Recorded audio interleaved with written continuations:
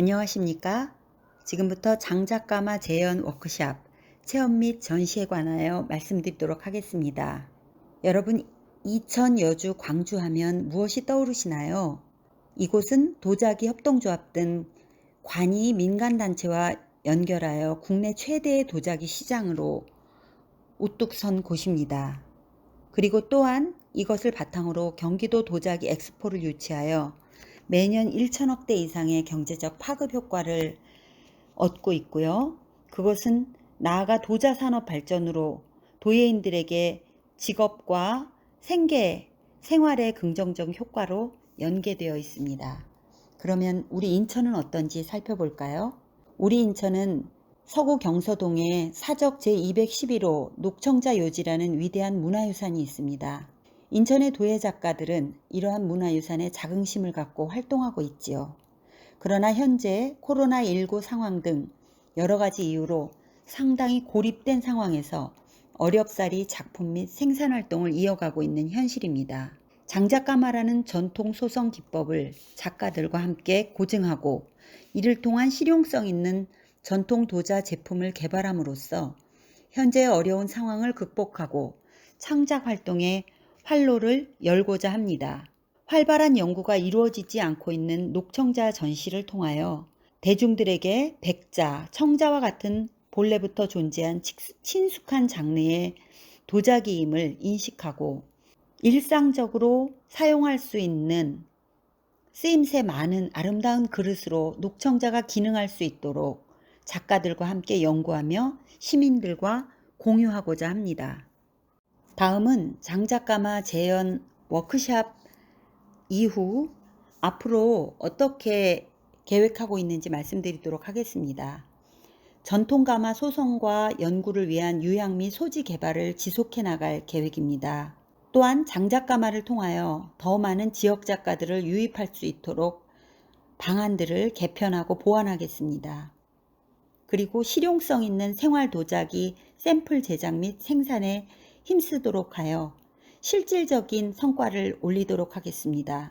다음으로 전통 녹청자를 재현하기 위한 장작가마 번조를 상시적으로 열도록 하겠습니다. 그리고 판로 개척을 위한 쇼핑몰 및 웹망 구축을 통하여 실질적인 수익으로 연결될 수 있도록 노력하겠습니다. 작품 계획에 대해서 말씀드리겠습니다.